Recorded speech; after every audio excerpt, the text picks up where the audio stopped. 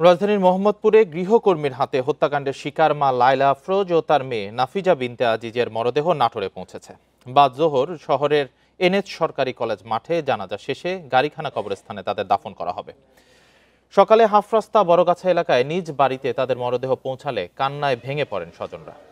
তারা জানান, মৃত্যুর আগের রাতে ফোনে লায়লা জানিয়েছিলেন তার বাসার চাবি খুঁজে পাওয়া যাচ্ছে না, এজন্য তিনি নিরাপত্তাহীনতায় ভুগছিলেন।